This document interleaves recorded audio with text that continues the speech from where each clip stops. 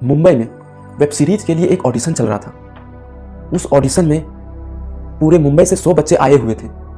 2 घंटे ऑडिशन चलने के बाद उसमें से 17 बच्चे को सेलेक्ट कर लिया गया था और बचे हुए बच्चे को उनके घर भेज दिया जाता है। उसके बाद एंट्री होती है रोहित आर्या की, जो इस पूरे ऑडिशन को लीड कर रहे होते हैं। बच्चों के पेरेंट्स के मुताबिक 12 से 12:30 बजे तक ये ऑडिशन खत्म हो जाना चाहिए था, लेकिन ऐसा होता नहीं है।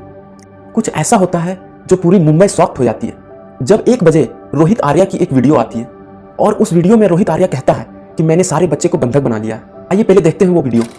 मैं रोहित आर्या। सुसाइड करने की जगह मैंने एक प्लान बनाया और कुछ बच्चों को इधर हॉस्टेज रखा है। मेरे को ज़्यादा डिमांड्स नहीं है, बहुत सिंपल डिमांड्स है, बहुत मॉरल डिमांड्स है, बहुत एथिकल डिमांड्स है।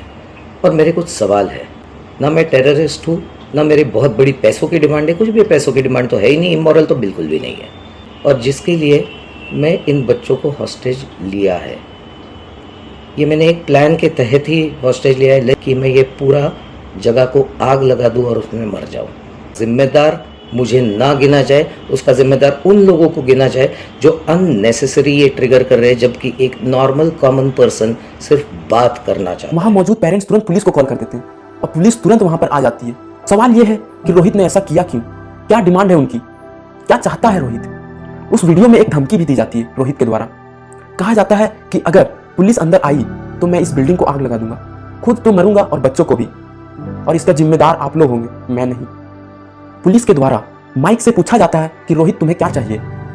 रोहित इसका जवाब देता है, मुझे किसी सीनियर ऑफिसर का नंबर चाहिए।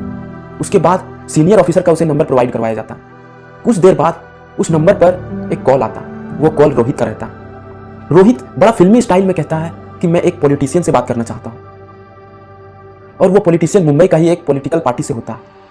पुलिस द्वारा रोहित को कहा जाता है कि आपकी सारी डिमांड पूरी की जाएगी, लेकिन बच्चों को कुछ नहीं होना चाहिए। उसके बाद पुलिस तुरंत उस पॉलिटिशियन को कॉल करती है, लेकिन वो पॉलिटिशियन कॉल नहीं उठाता। पुलिस द्वारा रोहित से 1 घंटे तक बात की जाती है। 1 घंटे के बाद रोहित एग्रेसिव मोड में आ जाता है। पुलिस तुरंत क्विक एक्शन लेती है और कमांडो को वहां पर तैनात कर देती है। वही कमांडो जो 26/11 जैसे ऑपरेशनों को हैंडल करने में काबिल होते हैं। रोहित को एग्रेसिव मोड में देख करके पुलिस एक डिसीजन लेती है और वो कहती है कमांडो को अंदर भेजा जाएगा। लेकिन प्रॉब्लम तब आती है जब उन्हें पता चलता है कि मेन गेट में एक सेंसर लगा हुआ है और उस सेंसर रोहित के मोबाइल से कनेक्ट है। अगर कोई मेन गेट से इंटर करता है तो वो सेंसर एक्टिव हो जाता है और रोहित को पता चल जाएगा। पुलिस के द्वारा मेन गेट में ना जाते हुए वो खिड़कियों के थ्रू इंटर करता है। वो 9 मंजिला इमारत होती है, लेकिन बच्चों को पहली मंजिल में रखा जाता है। ऐसे ही कमांडो इंटर करते हैं बिल्डिंग में। रोहित को वो पता चल जाता है। कुछ देर के बाद रोहित और कमांडो आमने सामने हो जाते हैं। रोहित के पास एक गन होती है।